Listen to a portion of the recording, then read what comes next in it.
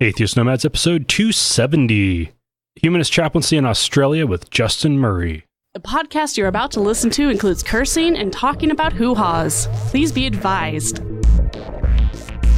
Welcome to another episode of Atheist Nomads. I am Dustin, and here in a little bit, we'll be doing an interview with Justin Murray. This is the first time in quite a few years that we've talked to somebody all the way over in Australia.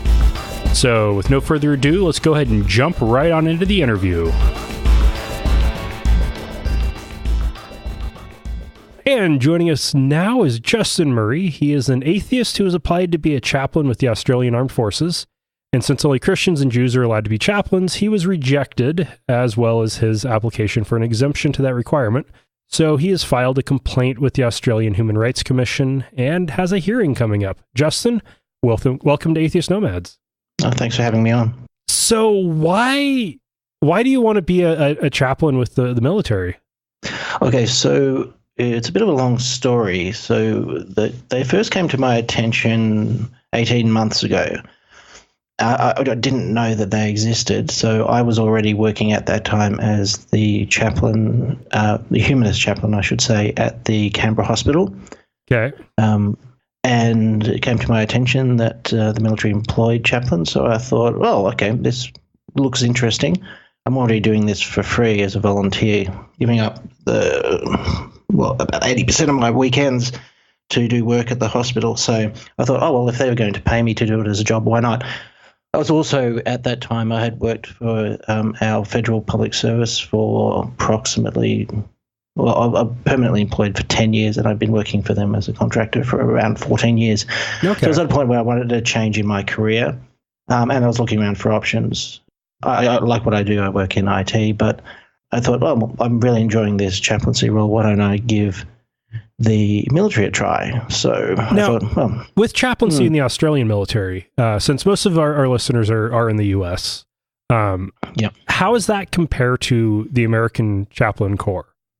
Oh, I'd say it's probably very similar, but we have a bit of a strange way of it being set up in that they are a separate arm, so they're not considered to be part of the mainstream military. They don't have to take part in the same exercise and live firing type duties that the ordinary run-of-the-line infantry soldier would.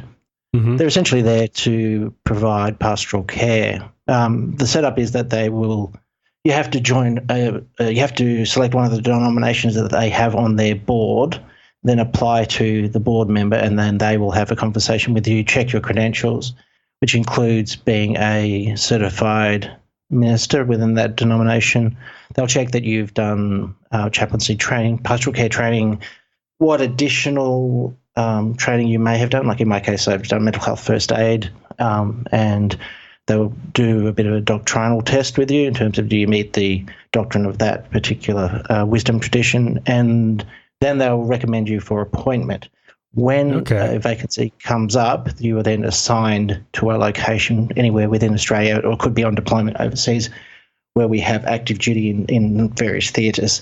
So is this a uniformed position? Yeah. Are they considered officers? Yes, so they're considered lieutenants. So the basically, could be second lieutenant. I'm not sure. I would have to check that. I'm happy to say I don't know. But yeah, they are officers, not enlisted persons. Yeah, and are they able to advance in rank beyond that? Yes. So as you go up, you'd be promoted in rank. I believe some of the people on the board are major sort of level. All right. So really, the only difference between that and the U.S. system is with the U.S., you apply to the military, to a specific branch of the military to be accepted into the chaplain corps. And at the same time as you're doing that, you apply to your denomination to get approval. And you have to be both endorsed by your denomination and accepted to be an officer. And then you can go in. Okay, interesting. It sounds similar, except that they won't accept that they do the board selection thing first, so that you can't apply unless you have approval from the advisory board for the chaplaincy service. And they have this weird rule that you can't apply unless there's someone on the board of your denomination. So I'm basically stuck two ways. Not only I can't be certified as a part of a denomination because I don't belong to ones that they recognise, but I also I do belong to the Humanist Foundation, but it's not one of their recognised denominations. So it's in this catch-22, so to speak. So you'd have to have somebody from the Humanist Foundation get onto that board, to get in, or convince someone who was more liberal-minded. I'm using that in your terms. Our liberal for us means, because we have a Liberal Party, which is actually conservative. It can get confusing. But, someone liberal-minded enough to say, well, I'm an Anglican, but I'm more of a humanist theist, humanist Anglican, and I've met some as part of this process. And I will sponsor you, basically. So you pretend to be an Anglican, but we all know that you're nudge, nudge, wink, wink, actually not religious. But you can pretend to be. But see, that's not acceptable because they're still controlling the gateway, and that's basically unconstitutional. Our constitution has a section which refers to religious tests, and it's a 4-way test. The last bit being you can't have a religious test for a position which is funded by the federal government. So there should be no religious test for a trust or a position within the government. Now, this is a position within the government. It's remunerated to the tune of $93,000 per year, Australian dollars, that is. I don't sure how that translates. That's probably about 60,000 US, which should be about equivalent to what a chaplain would start out at. Yeah, so in America. Where I worked in the federal government, that's about how much I earned. So being a middle-level IT manager, so it's not a small amount of money. Out of interest, what I now know, and I didn't know when I started this process, a lot of the denominations actually force their chaplains to pay all, in some cases, or at least significant amounts of that wage to their church. Oh. Huh. So this is even more interesting from my point of view because basically not only is the Australian federal government giving money for a religious role, the religions are actually benefiting from that directly, monetarily. Oh, wow. That's interesting. It's like, I'll go through the process, but their initial reaction was to say there's nothing to see here. So there's a lot here that they probably really don't want to go public.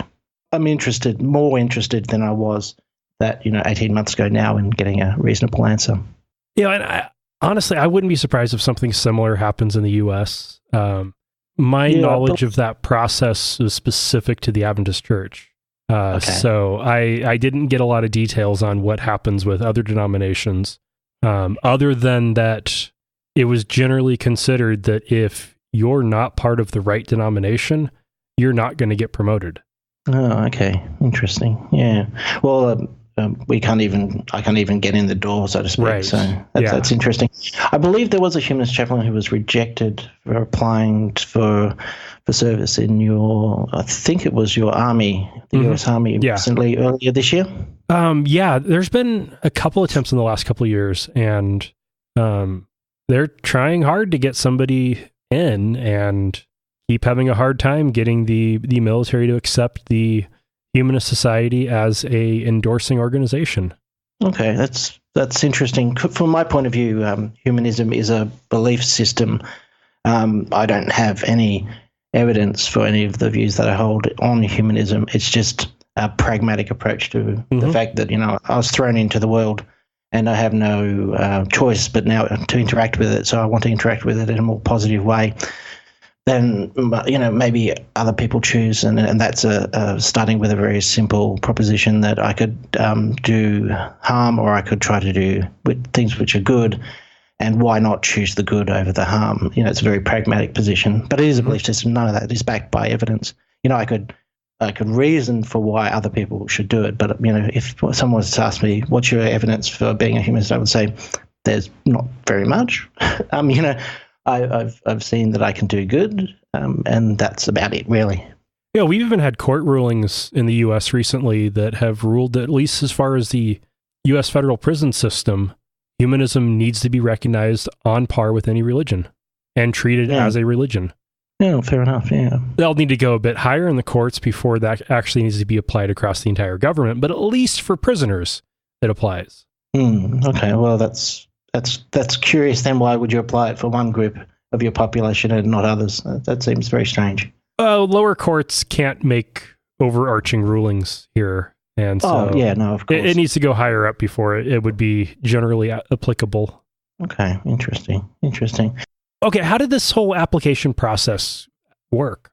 Okay, so it was actually, I didn't apply immediately. I sought clarification by writing to the Chaplaincy Advisory Board, asking them the question, would you accept my application as a humanist to serve other humanists in the Australian Defence Forces?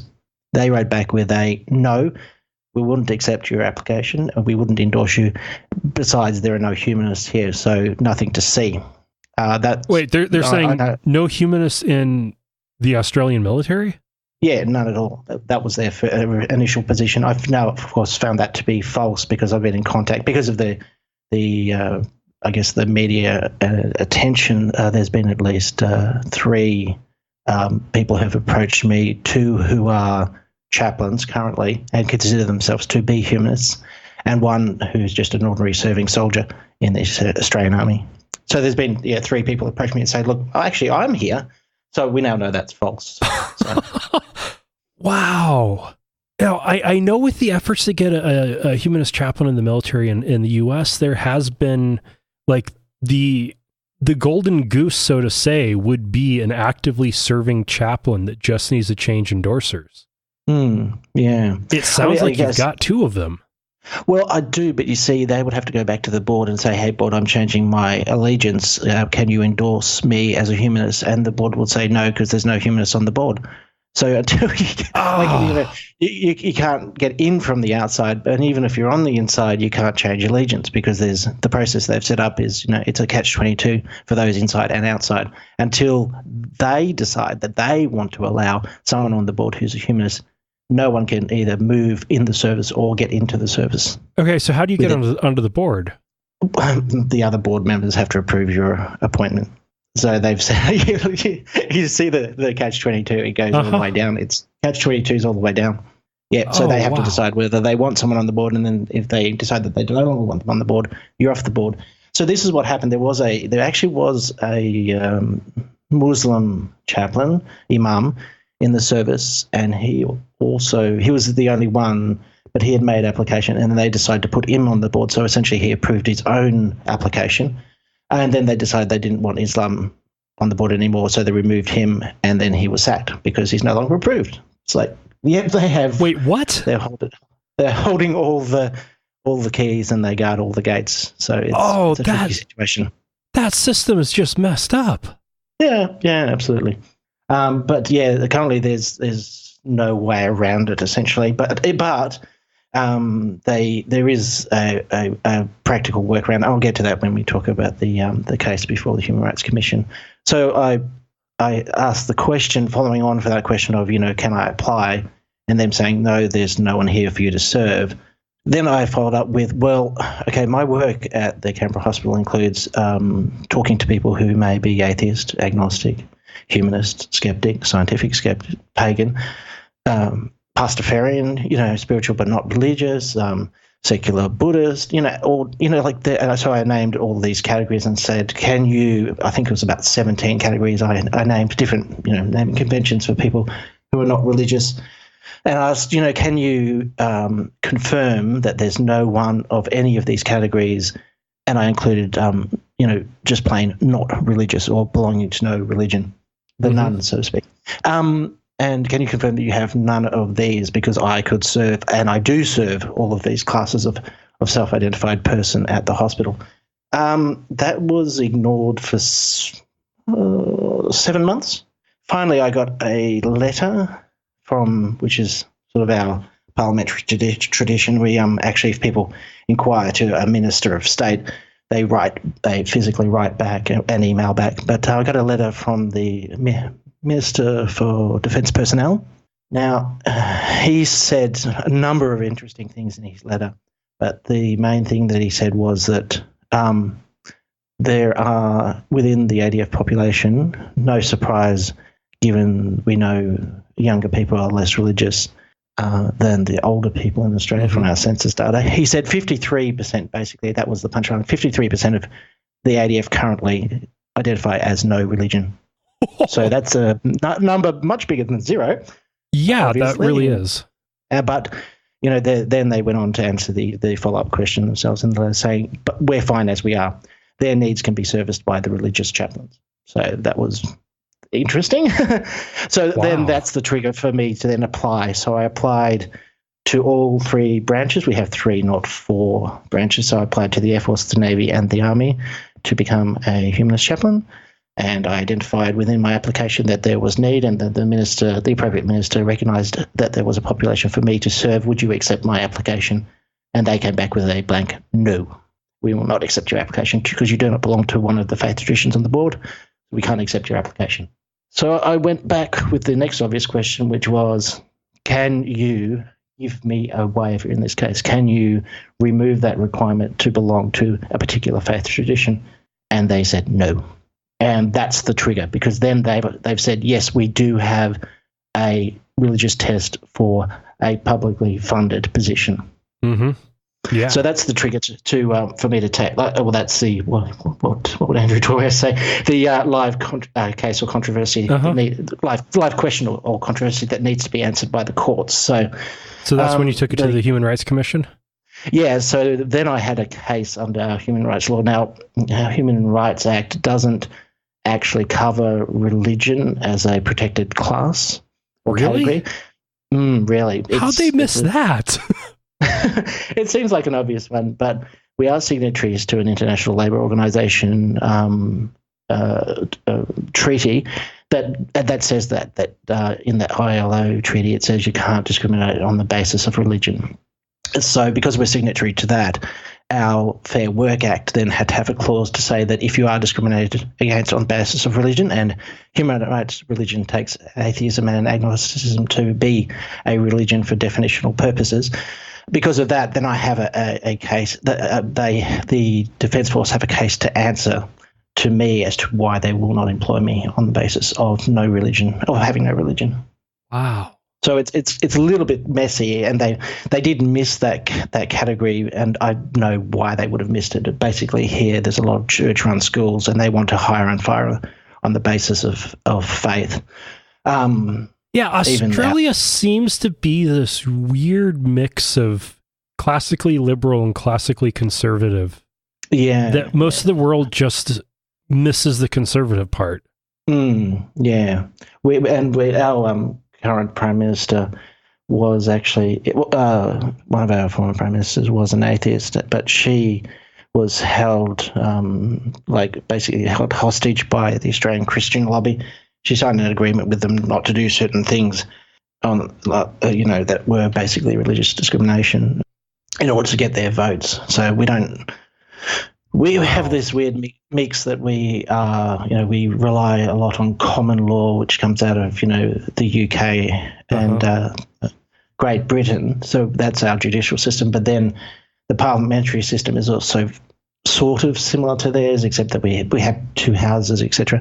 But we've got this weird mix that we tried to incorporate more of the American system around the time of our federation in 1901, and so we have this weird legacy mix. Like, our High Court is your Supreme Court, right? But if you don't like what our Supreme Court says, then you can go to the Queen and lobby her directly. So we have this really weird mix. You can. So she's still officially our head of state.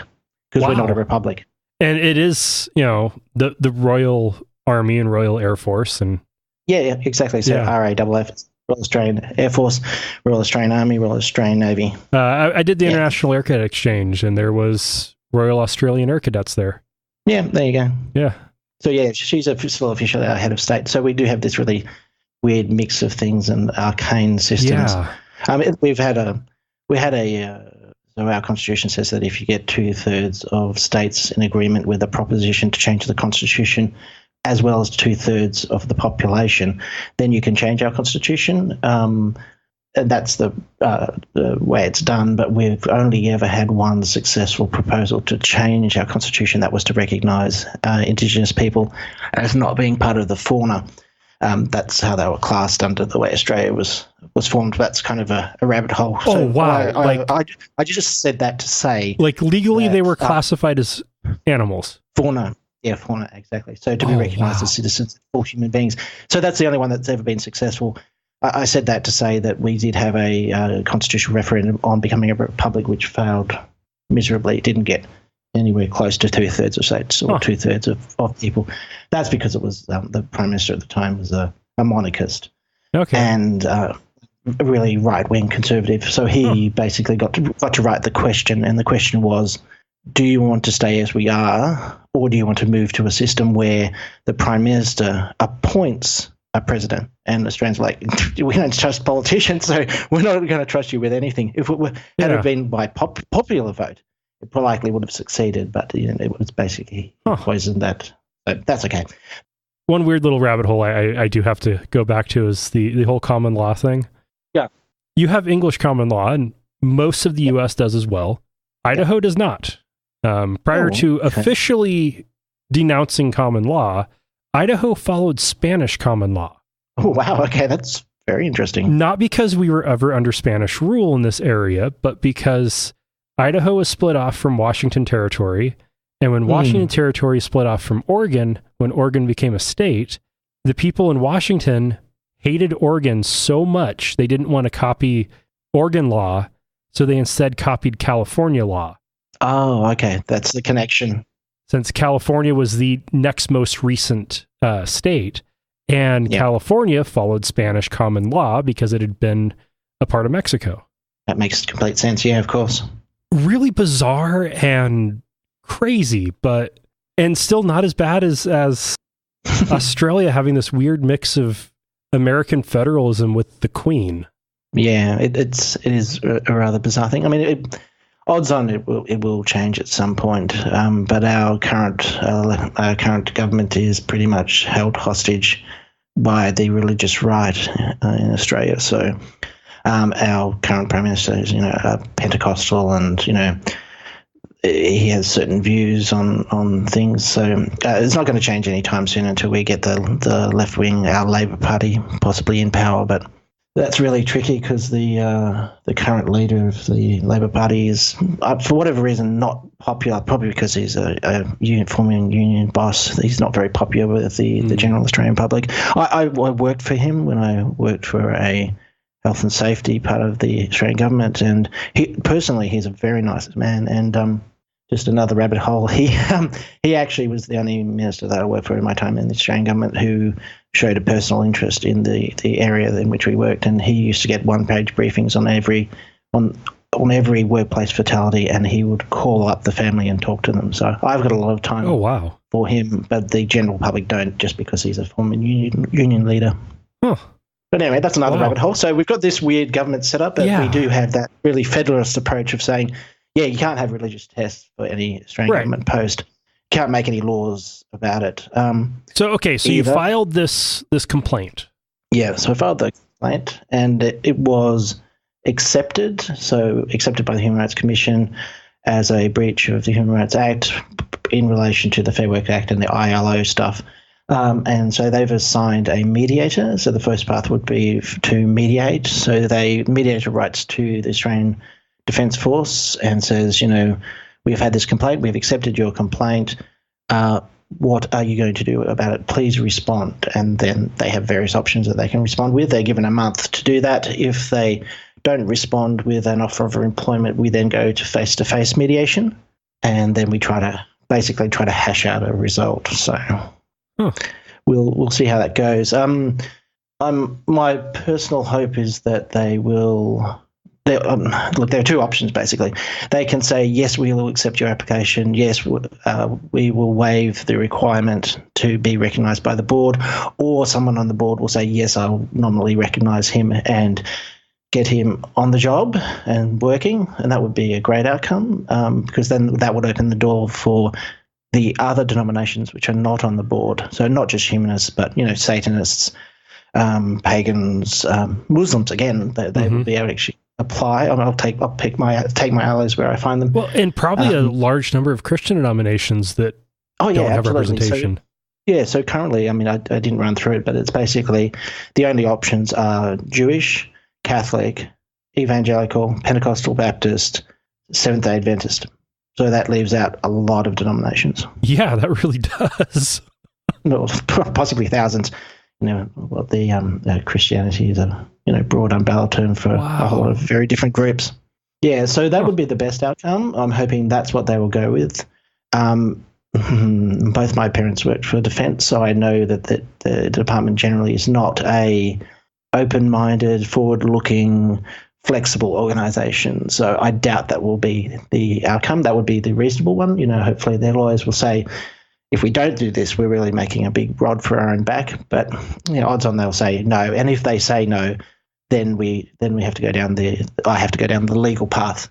So then it would be probably to one of our what we would call our Supreme Courts, which are not as supreme as the High Court. So highest court is the highest court. So it would be taking it to probably the ACT Supreme Court and saying, look, on the basis of this decision, this human rights claim, which was rejected, offer of employment was not forthcoming, we would like you to make a decision about this case. That would then bring in ACT human rights legislation, which would also then apply as well if it was in the ACT jurisdiction. What's ACT? Oh, sorry. So the Australian Capital Territory, that's where I live. Okay. I live in the capital of Australia, Canberra. And we're a separate territory from, we have states and territories have a lower legal status, but that's another thing. So then it would be ACT Supreme Court. A failure there would then trigger the right to go to the High Court. And then at the High Court, we'd be arguing on the basis of the Constitution rather than those lower level federal and state or territory laws, basically saying you're in breach of the Constitution because you've applied a religious test for a remunerated position within the Australian Public Service. That would be interesting, and there's precedent for that. So there was a case where Ron Williams from Queensland, which is a state in our deep, hot north. So we're inverted from you guys. You get more liberal as you go south here. As it gets colder, it gets more liberal, and then more religious as you go into the deep north. So he took a case to the High Court to say that the federal government was, and it's true that they were, funding school chaplaincy. Now, hold on to your socks. Yes, we do have religious chaplains within schools, and yes, they are proselytizing. And the federal government was, paying for that, unbelievably. Oh. So he took them to the High Court, and the High Court ruled that it was unconstitutional. So our federal government stopped directly funding the churches and instead gave the funding monies for those churches to proselytize in schools to states and territories, who then give it to churches. Oh, so the states and territories are able to do that? Yes, there's not every state or territory has a religious test within their legal framework. Now, where I live, so the Australian Capital Territory does, and it would be a breach of our human rights legislation for that to happen. So where I live, there are no religious proselytizing chaplains in schools, but in virtually every other state and territory there are. So then, which is shocking, but anyway. So then Australian federal law and constitution doesn't apply to state governments? No, it doesn't overrule it. So we are more like you used to be. By practice, your federal government now has more power than states for you guys, but we were federated from a number of states. There were no territories when they were first federated, and the states were very concerned that they would lose their rights. So our constitution is very specific that states' rights always come first, except in a couple of occasions where it's national defence or related to an overseas government. So that's the only two situations under which the federal government can overrule a state or territory. And they use that power very, very sparingly. So the most recent case was a dam which was going to be built in Tasmania in a national park, and the federal government used their power because it was a national park to stop that dam from going ahead, and that was quite controversial. So they don't exercise that power very often at all. It is very much that idea that states and territories can do what they want within if they don't breach those two things. So the only difference is territories can't do that we in a territory there is federal legislation which says that the federal government can overrule any decision a territory makes, but not a state. Okay. So we've got this weird situation in Australian Capital Territory where we've introduced legislation which the Conservative federal government didn't like, so they overruled it. So we introduced marriage equality before virtually anywhere else, and they just overruled it. And same with safe injecting rooms. We introduced that, they overruled it. Well, in Washington, D.C., it's a special district, kind of a territory, but not a territory. More like a territory than a state, but it's incorporated within the United States, and it is under the direct supervision of Congress. So, okay, interesting. Anything that the city council, mayor, and a referendum within the city does, the U.S. Congress can overrule it. Okay, so there's some similarities there. Okay, interesting. Yeah, completely regardless of anything in federal law, Congress can overrule anything that that Washington D.C. does.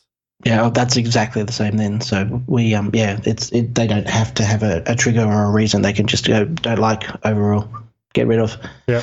So yeah, that's interesting. So I don't know about you. Then I have to ask the question. I don't know if this is too rabbit hole-ish, but the territories here actually have less representation in our parliament as well. So we have 2, or we'll be moving to 3, but territories currently have 2 senators, whereas states have 6. Oh, yeah. In the U.S., every state gets 2 senators and a number of representatives in the lower house based on population. And every territory, which includes the District of Columbia, gets 1 delegate who can vote in committee meetings, can attend all hearings and Congress meetings, but can't vote in any votes. Well, they can vote in committee votes, but they can't vote on House floor votes. Okay, interesting. They get a voice, but not a vote, basically. Very interesting. It still could be useful, like as a independent voice, I guess. But yeah, the votes are where it really counts, I guess. Well, and like Puerto Rico, if it was a state, it would have 2 senators and probably 7 or 8 representatives, because it has around the same. It has a bigger population than Oregon. I think it's a little smaller than Washington, so it'd probably be about 7 representatives. And that would be a pretty substantial voice compared to its current 1 with no vote. Oh, okay. Okay, interesting. This is why they continue to get treated poorly, I guess, that they don't have the votes are what matter. So, you can... Oh, they get treated poorly because they're brown. Oh, yeah, that too, of course. Pure and simple. It's they're brown and they don't speak English, so... There you go. Even though most of them speak better English than the president, but that's beside the point. Yeah, he's a 0+ linguistically speaking. He's your Sunday. That's the level at which he speaks. Sorry, I've picked up a lot of knowledge about linguistics recently because I've met an Afro-American former. He's a military veteran who's a linguist by trade. So we've had extensive conversations about Trump. I'm like, what is it? And he explained that there's a system of rating from 0 to 5, and yeah, he's a 0+. He doesn't speak. He runs his mouth, basically. Yeah. He's great at sound bites, though. If you're on that side, yes. Yeah, he basically speaks in sound bites. Yeah, but he does. But the thing that drives me nuts is that I'll hear him say, not even it's a clause, it's a statement, it's not even a full sentence, and then he'll contradict himself in the next statement. He was talking about gun control or possible gun control and said something like, people are trying to take your guns. As long as I'm here, no one will take your guns. I just thought, sorry, what are you talking about? I don't know what you're talking about. You've just contradicted yourself. Yeah. Can you please take a position and rationally explain that position? That's obviously asking way too much. Well, that's just being mean, because that assumes that he's capable of that. Yeah, possibly. I'm either assuming too much competence, or I'm being mean by asking him to be competent at something which he has no possibility of being competent at. I recently started referring to him as Mr. Dunning-Kruger because he seems to be a perfect example of that effect. He's just incompetent enough not to know that he's incompetent, so he rates himself as highly competent. Well done. Which, of course, if he isn't competent, then he should be removed from office. Or it's under the 25th Amendment. Yeah, I've got a whiteboard going.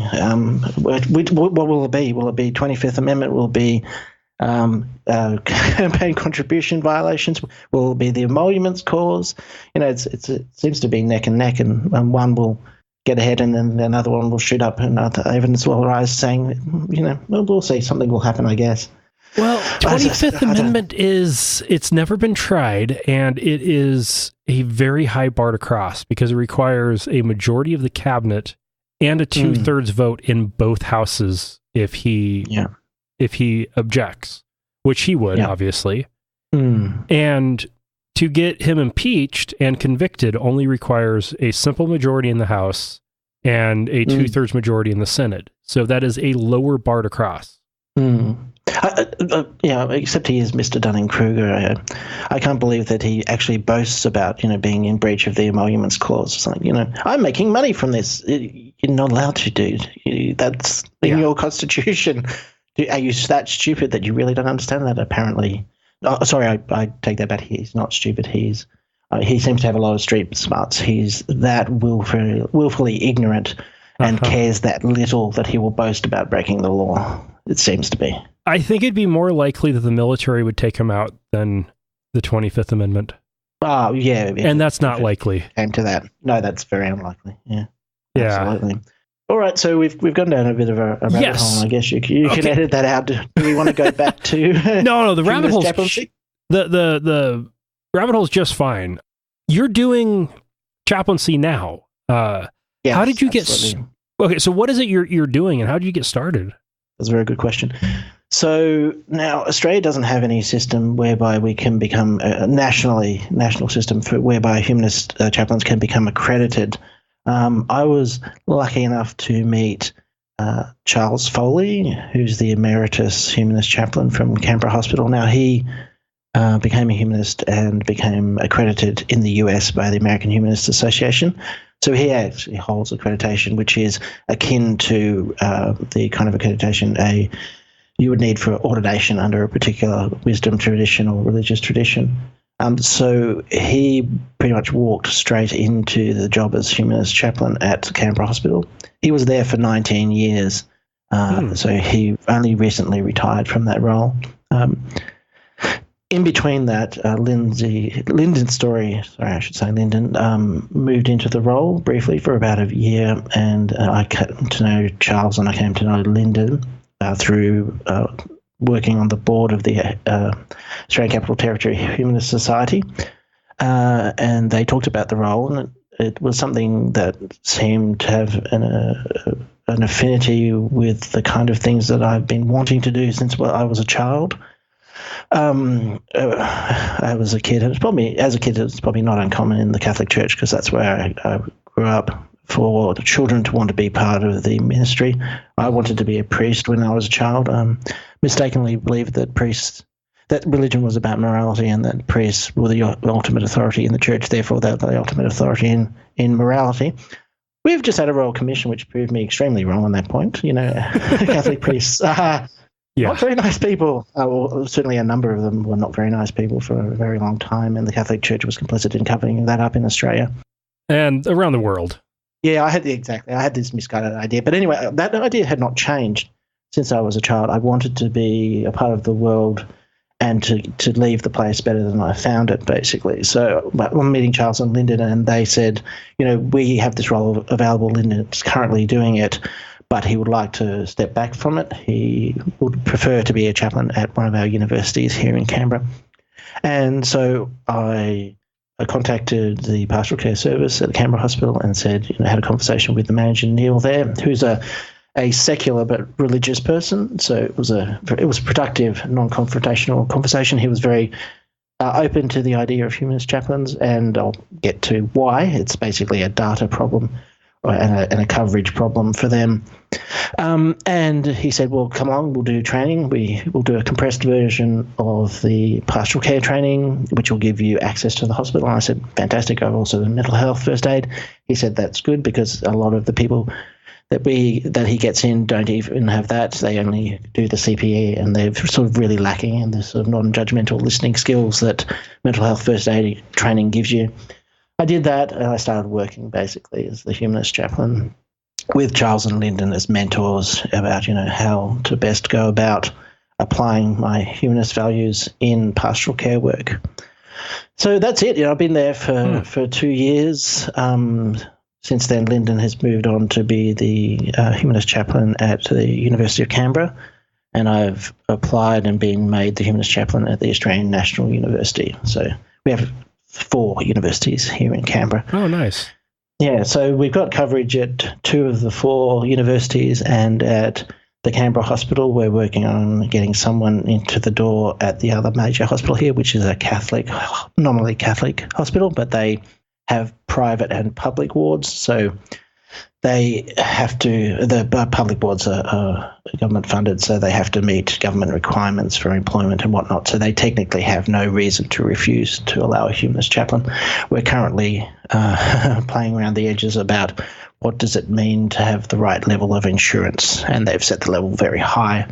Because they're very worried about public liability. Not worried at all about it, about letting in atheists. No, of course they're not. Yeah, of course they really are. That's an excuse. But it's a little game we play, and so we'll play the game and we'll wait them out, basically. Well, and the hospital I work at, their viewpoint is the height of Catholic identity is letting people be true to whatever tradition they are. That's absolutely not Catholic identity. No. Well, it's what they should do, but it's not what they actually do. I agree. That's just called running a pluralistic organization because it's healthcare, not religion. Yeah, absolutely. Yeah, so that's how I sort of got in the door.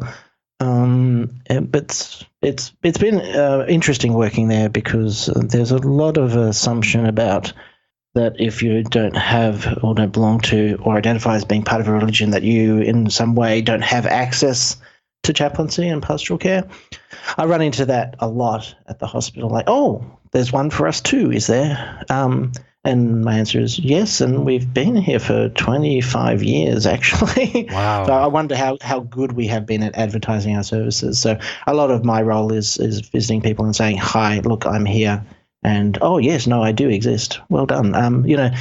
Contact us if you need it. So the problem we have at the hospital, and what I mentioned as a coverage problem, a data and a coverage problem before, is that 71% from the surveys that we've done, 71% of people who are admitted as patients. Now, that's not everyone I can talk to. I can talk to staff, family, friends as well. But certainly 71% of patients who admit say that they have no religion. That doesn't map to our survey data. Our survey data says that should be around 31%. Oh, wow. But that's a big difference. Yeah, well, I think so I have 4 degrees and up to a PhD in social science. So my methodological hunch is that what we're not asking the question that we are asking, so to speak. When we ask people, or when the hospital asks people, what religion are you? They're not asking what religion are you, because people would answer that truthfully if they saw it as an honest broker's question. I think the way they interpret it is, hi, sick person who's not feeling well and is not really coping. Do you want to be pestered by an evangelical? And they answer, no, thank you. I think that's the question we're asking, basically. Yeah. They would. I'm guessing because I have interpreted the question in that way. And I used to be on my hospital record as no religion, because that was my answer was, no, I don't want to be pestered by someone. And I've now, of course, changed that to humanist since then. But I think that's why. So while we have... That's nice that your hospital has that as an option.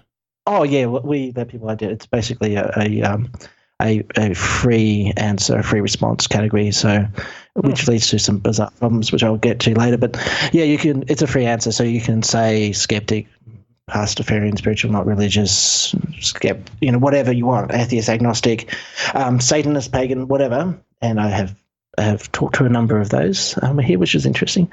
Or humanist, so it's a free response. But if you respond with anything but no religion, you get put in with the religion category. So when I go to the hospital and I search the database, I have to search in the religious category to find the atheists and agnostics. It's kind of bizarre. But wow. it's just a quirk. The quirk is the default answer is no religion, basically, because that's what they're getting most of the time. So anyone who answers different has to be put into a different category. So the coverage problem comes in is if you've got 71% of people saying no religion and they still want to have a non-judgmental chat with someone about how they're feeling, who are you going to send them to? So the hospital solves that by having, obviously, humanist chaplains, but also by having what's called the general team. And they make a commitment to listen to people and never bring up the topic of religion, basically. But so that's the great bulk of volunteers at the pastoral care service, is to look after no religion.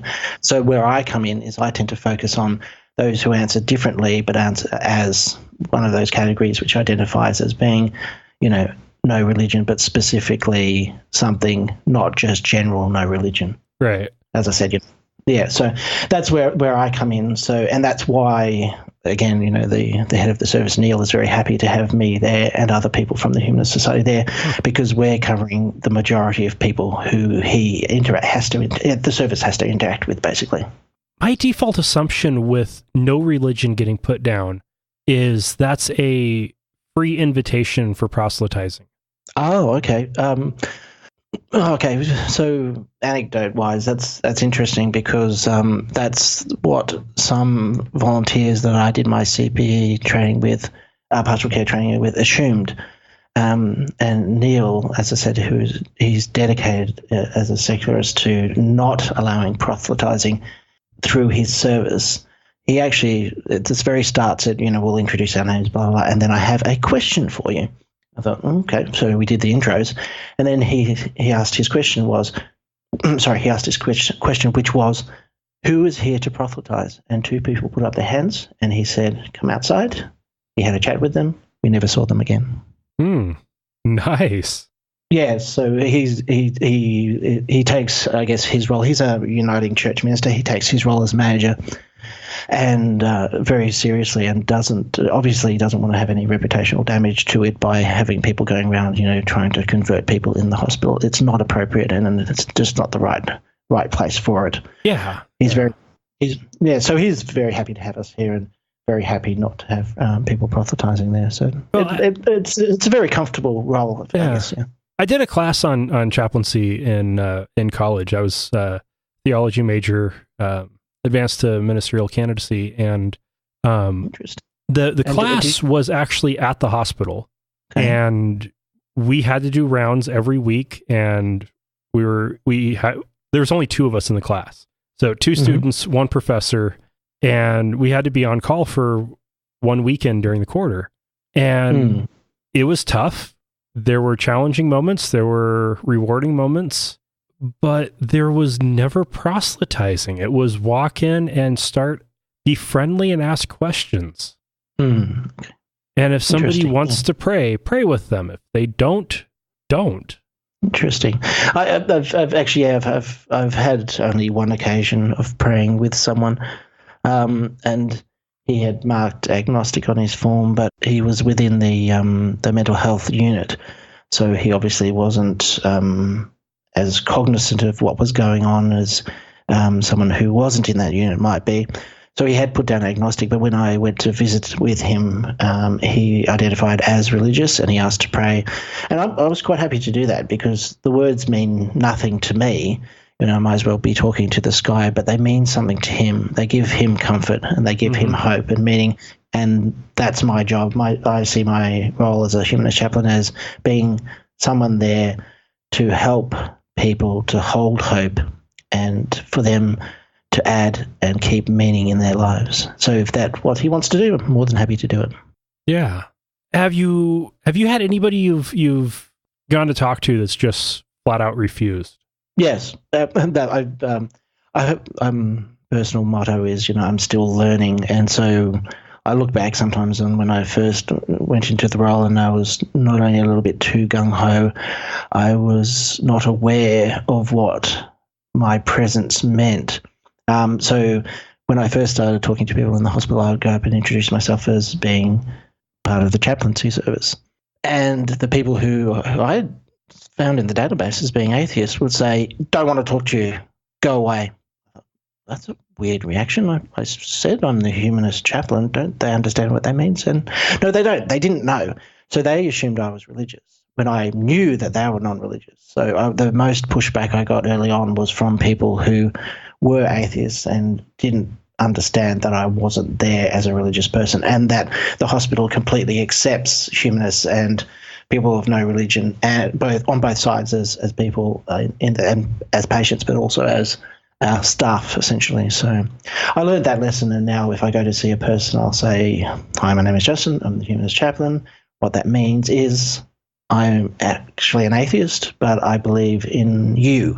So I want to talk with you about what's happening with you. And that's like long-winded, but it seems to get over that barrier. So it's very rare that someone will identify as humanist. So it's very rare that, I've had that conversation once. And "Hi, I'm the Humanist chaplain." "Oh, I'm a humanist too." "Yeah, I know, because I've seen your patient record, but thank you for telling me."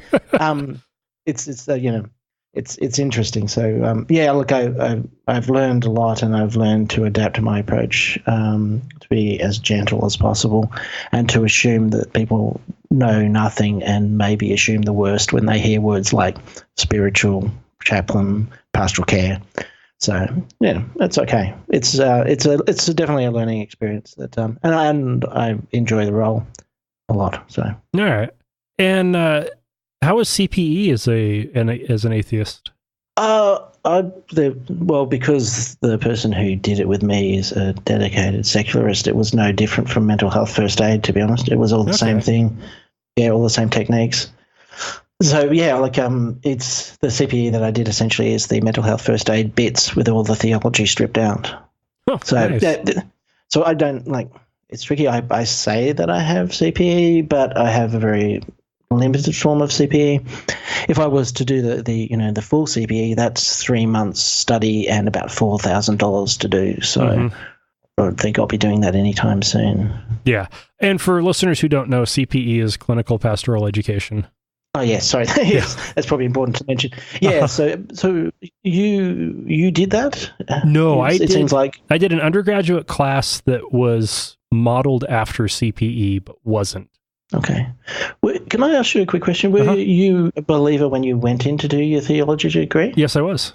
And I wasn't when I was atheist? done. Yes. Yeah, that's the joke. What's the best way to become an atheist? Read the Bible, study the literature, study the theology. Because that's what I did. As a kid, I was interested in becoming a priest. So I talked to my cousin who was also interested, and he said, "Well, have you read the Bible?" And being from a Catholic tradition, we're not big. Well, the tradition I was in was not big on reading the Bible. It was, take the nice sounding quote from the New Testament and then write a speech about it, how we should be all nice to each other. I didn't realize, I clarified recently with my parents, because we went to lots of different Catholic churches when I was a child. We seemed to move every few years. And so I asked my mum the question recently, did you follow the same priest around who had ideas that you agreed with and you only wanted to listen to his ideas? And she said, yep, pretty much.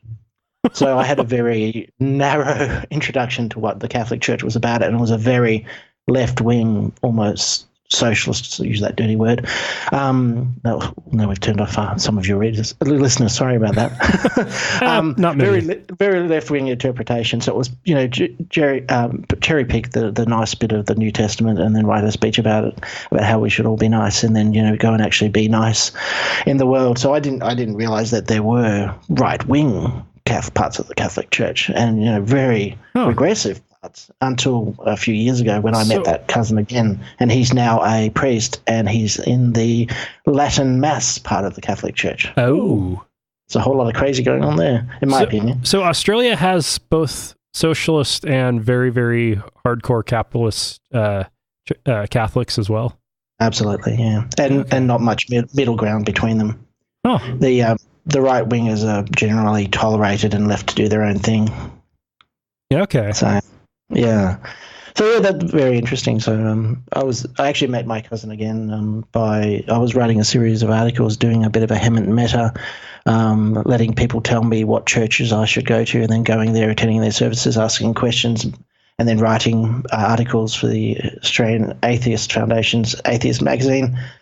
Basically doing a anthropological or sociological look at this mythology system, and then presenting it in a very much a 19th century British anthropologist, what are the natives up to sort of approach, and basically stripping out all emotional attachment to ideas and presenting the ideas, it just being as, in many cases, as ridiculous as they sound if you look at them from an objective point of view. So you believe in a God who was a God but also was a man at the same time and died but didn't really die because he was resurrected. It's like, looking at it at that sort of level. So, I met up with him again and realized, wow, okay, so he's gone down a completely different rabbit hole to me. But I did, at the time when I was 14, I took his advice and I read the Bible, and I read Genesis 1. I went, okay, cool, I know that. That's the origin story. And then I read Genesis 2 and went, hey, what? You can't get your story right, and then they're different, and they're right next to each other? What is going on here? It's bizarre. Anyway, so I read through the whole thing. Skipping the begats, as I think everyone does, because that's... I read them. Oh, you did? Well, yep. Good on you. All of them. Wow. So, and all that to establish the lineage of Jesus back to the beginning. There you go. I'd be honest and say I didn't read them. I tried and I failed and went on and skipped ahead. Oh, man. In like the census sections in Numbers, I remember reading those at like 12, 13, and I'd fall asleep halfway through, wake up, have no idea where I was, and then keep reading and be ready to turn the page and realize, okay, I'd read all of this, but I didn't actually read any of it. Yeah, they've failed to go in. It's like static, isn't it? You get to the bottom of the page and you go, did I just listen to static for the last 5 minutes? And they have to go back and read it again. Yeah. Yeah, no, there was that. It was not a fun read, but I mean, I read it, and at that time as well. So we're talking about sort of early 90s when I was in high school. So a long time ago. We had I read stuff, and there was stuff on TV, science fiction mostly, which really challenged this idea that religions were true and that you had to accept that they were true, even though they lacked evidence for their claims.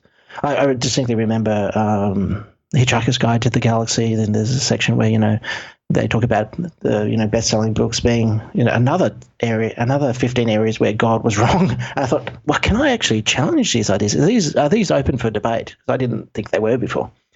So I had read the Bible, started having this idea that it was okay to challenge religious ideas, and I was mulling this over for a long time. And then I went to bed on a Saturday night as a believing Catholic and woke up in the morning as an atheist. Literally lost my faith overnight. Wow. The process was I woke up and went, I don't believe God exists. What the fuck am I going to do now? Sorry, is it okay to swear? Yes, it is. What the bleep am I going to do now? Because I thought that all morality was based on religion. So I thought, I know I want to be a good person. I know I want to leave the world a better place. And I found it. How the hell am I going to do that now? I was lucky that being a nerdy kid, a bit nerdy and bookish, but also cheeky, I would often get detentions, always in religious ed class, for asking questions that no one wants to hear. Like, Justin, just shut up. No one's interested in that question. Well, I'm someone and I'm interested. Why can't we talk about it? That's it. You're going to detention if you don't shut up. Of course I wouldn't shut up. So I kept getting sent to the library at lunchtime for detention, which was, I guess for most boys who want to run around and play rugby or play football, that was a punishment. For me, it was like sending the fat kid to the candy shop. I loved it. So I kept getting sent to the library, and I kept reading books. So I read Nietzsche, and I read, the Leviathan, and I read all this stuff. I don't know how much I took in at 14, but, I obviously took in enough of Nietzsche to realize that, we don't need religion for morality. I mean, that's what I take from his statement, God is dead, is that we don't need gods or goddesses or religions for us to be good people. We can do that by ourselves. We can understand that we have consciousness. We have an idea of what's right and what's wrong. We can make good ethical decisions on the basis of that. That's probably enough. I mean, that's what I take from his, idea of the Übermensch, is that religion and gods and goddesses is not necessary. We can do this by ourselves. We're equipped by nature, by evolution, to do this by ourselves. So why not just do it? God is dead. Very simple. Yeah. So there I am reading this stuff, reading the religious stuff, getting the idea that it's okay to challenge religious ideas. And then, typical, I think, of my learning style, I've come to realize, is that that's the way I work. I read, I ponder stuff, not necessarily consciously, and then I come to a formulation of a response, and then I have to track backwards. Is this right? How did I get to this? And then I track backwards and go, oh, yeah, okay, I know how this works. So, yeah, that was the first of those sort of eureka moments for me, that, don't believe, not interested. Lucky enough to have very liberally minded parents, and they said, come on, Justin, time to go to church. And I said, not going. And they said, why? And I said, because I'm an atheist. And they said, what does that mean? Do you know what that means? And I said, yeah, it just means I don't believe in God. And God, I would have said God at that time. Now I would say I don't believe in goddesses or gods. That's a more challenging idea, because it hopefully puts into the mind of a believer that there are multiples, and that some of them are female. Go away and have a think about that, what that means. Why would God need genitalia if he's not breeding? Anyway, that doesn't matter. that's another rabbit hole. I like that way of putting it, though. Yeah. Well, I have to walk a fine line here, but the only reason why animals have genitalia is ultimately for reproduction. Well, we're lucky enough to be part of a species who can do procreation, and sex as procreation and sex as recreation. But, for most animals, it's just procreation. Actually, the more they're looking into it, most animal sex is recreational between males. Oh, wow, I'm wrong. I love being wrong. That's great to hear. I did know, and I was obviously too forceful in first stating it, I do know that I think ducks and dolphins have complicated genitalia, which means that female dolphins can actually have, what's the terrible quote from that Republican? The body has a way of switching that off if it's real. Apparently, as I understand it, I'm not a biologist at all, but I just understand they can have recreational sex because of different shaped genitalia. But anyway, so okay, so I was wrong. That's good. I like knowing when I'm wrong. So the thought pattern was, now I modified. Most species have sex for procreation. Why does God have a penis? Right. Where are the goddesses? Where are the god children? Did he kill them off? I don't know.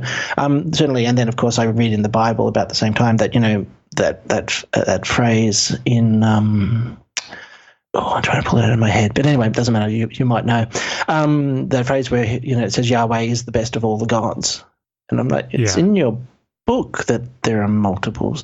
But anyway, to follow that rabbit trail, I'm just wondering, I wondered all sorts of things like why is God male? Why does he need a penis if there are no goddesses, if there's no procreation?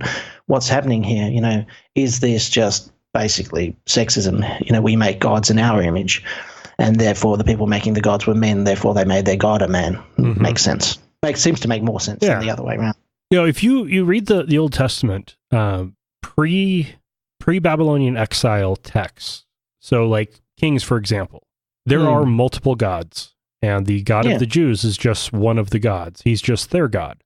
And if you get to Chronicles, and the same story is told, and there's only one God, and there's a Satan. Well, Baal gets a mention as well from memory, in those early texts as being, the great WWE rival of Yahweh. Sometimes Baal is successful because he has the iron chariots, and then sometimes Yahweh is successful. And Yahweh repents more than any other character in the Bible. Yeah, I find the God character of the Bible, the main God character, because as we've discussed, there are multiples. But I find Yahweh as a God character very curious. He's weird. He does weird things in the Old Testament. I mean, things that I don't understand. Like, if you actually do a head count of murders, he's responsible for millions. And the devil, Beelzebub, Lucifer, Satan, the opposer, whatever you want to call him, is like his head count's in the tens. Yeah. Well, he only shows up in like 3 books of the Old Testament. Yeah, and so I find that really weird that this is the character that Christians have glommed onto as the big bad baddie. Like, I'm wondering whether actually that Yahweh character is actually has some sort of mental problem, and maybe he's the devil because he's the one killing people. He's an absolute asshole to Job. Yeah. You know, and then at the end goes, fakesies, takes it all back. Here you go, you can have it all again. Like, what? You're an asshole. Just being a prick. Why are you doing this? And so I sometimes wonder, have Christians got it all wrong? Is Yahweh Satan? And is Satan God? Evidence in favor of that is in 2 Samuel. It refers to God tempting David to take a census. And then God gets mad at him for doing the census and starts punishing the people until David makes a big enough sacrifice. In Chronicles, the same story is told as Satan tempts David, and God's mad because David did what Satan tempted him to do. Yeah, I don't get it. Which character was it? Yeah, I don't know. It's a very strange thing if you look at it. I mean, well, I think my problem was even though I was a believer when I started to read the Bible, I read it like a book. I actually started at the beginning and read to the end. And when you read it like a book, and when it doesn't make sense, then it just opened up all these questions. I really, if you don't mind a plug, I read the story of God, which is the same author as Bill and Ted's Excellent Adventure. Yeah, and he poses a really interesting thesis in the book, and basically he says that Yahweh is a self-loathing gay man who's created humans, and then because they're doing all the things that he wished he could do if he wasn't self-loathing and out of the closet, he destroys them. Yeah, that's by Chris Matheson, which we've had on twice. Oh, okay, yeah, Chris Matheson. Yeah, and absolute laugh out loud funny as he goes through the Bible from that perspective. Oh, yeah. And that's not to say anything. I absolutely have no problem with gay men or women, be they in or out or self-loving or self-loathing, but it's just, as a literary device, it is just fascinating. It seems to make so much more sense. His actions seem to make so much more sense if we view that part of his character in that way. All right, well, Justin, we're running out of time. We certainly are. We've gone down too many rabbit holes. Do you have anything you want to plug? No, not really. I guess that's the problem with being an atheist. I have nothing to sell except for doubt. But I would say keep an eye on your news. If you are an atheist but you feel community-minded, there are opportunities for you to do service, which are of great value. So think about finding your local humanist organization, getting involved as a volunteer. Do the work. Recognize where religions have done good things in the past and start doing the work that they've done, because we know religion is dying out, but people still need help. So do that charitable work through a humanist lens, join a humanist society, consider becoming a volunteer or a chaplain, do what good you can where you see it, and be the kind of change that you would like to see, because it's certainly not going to happen unless someone does it, and there's a lot of things and a lot of people out there who require our assistance. The rewards, for me personally, have been so much greater than the time and money I've spent on being a humanist chaplain. I can't speak more highly of the people that I've met. I've met some of the best people I've ever met, the best examples of humanity through being a humanist chaplain. I've sat at the bedside of people who are dying and held their hands and comforted their families, and I think I get the best part of that deal. I think they do, because they have someone there who helps them hold hope and have meaning in a situation where meaning and hope are hard to come by. So I think they get the best part of the deal, but I definitely think that I do. And you can get that for free, and that's something that I think everyone should have a go at, if you can, if you have the time and resources. Oh, very nice. Yeah, and just on another diversion, if you don't mind. No, go for it. The other thing that I think people should do is recognize that within the skeptical and atheist community that we have some issues that we need to deal with. We have people of color who are maybe not being treated as decently as they should be. We have women who are making very ordinary, everyday claims about harassment and assault. I want to be the kind of person who believes them holds their hand as we work together on a journey towards making our community better. And, if that means they have to take some path towards getting justice for things that have been done to them, I feel a personal commitment to holding their hand and walking that path with them. That's all. Very nice. All right. Well, thank you very much for joining us, and be sure to let me know when there's an update on your case. Oh, absolutely. Yeah. As I said, if you keep your eye on the news, yeah, absolutely. And this is the issue of military chaplaincy is one thing, but it's an important thing. It's something where religion have been trying to do right, but they've been doing it exclusively. And I think, there's nothing stopping anyone, no matter where you are, what country you live in, or possibly there is, I could be wrong. Not in the US and Australia. There's nothing stopping you from applying as well to our respective military chaplaincy services and saying, "Hey, I'm here. I want to get involved too. Would you please allow me to come on board?" That's a definitive action that you can take as well. Yeah. Now in the US, that does assume that you have a Master of Divinity degree, but yeah, so whatever 3 years of pastoral experience. Yeah. Oh, well, yeah, but we have some of those requirements here, at least 2 years of experience, which I have. So, but yeah, look, it's about being heard, I guess. There's nothing I think that the religious in those military chaplaincy services would like better than for people like me to go away and be quiet. Yeah. And by simply refusing to do that, I think that's an important course of action. Alrighty. Well, thank you very much. No worries. Pleasure. Oh, yeah, thank you. And if anyone has any corrections or if I've said anything stupid or offensive or inaccurate, reach out to me. I'm available. I'm happy to, as I've said many times, happy to be corrected. I want to believe things which are true. So reach out if I've said anything that you don't agree with.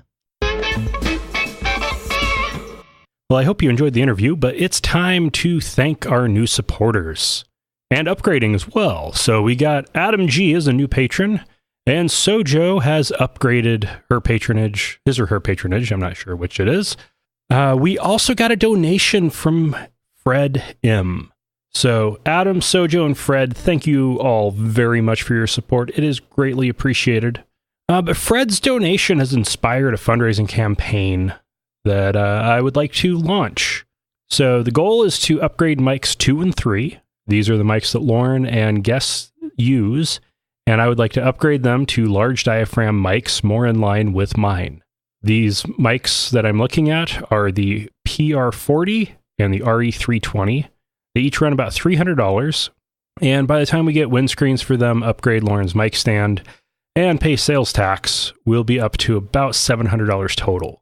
So this is an ambitious goal.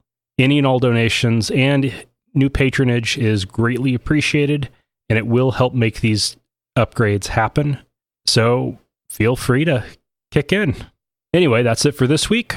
Remember, not all those who wander are lost. Thank you for listening to another episode of Atheist Nomads. You can find show notes and contact information at atheistnomads.com. Follow us on Twitter at Atheist Nomads, and like us on Facebook at facebook.com/atheistnomads. Please subscribe to the show in iTunes, Stitcher, or your podcatcher of choice, and while you're there, feel free to leave us a review. Theme music is courtesy of Sturdy Fred. Until next time, this has been the Atheist Nomads.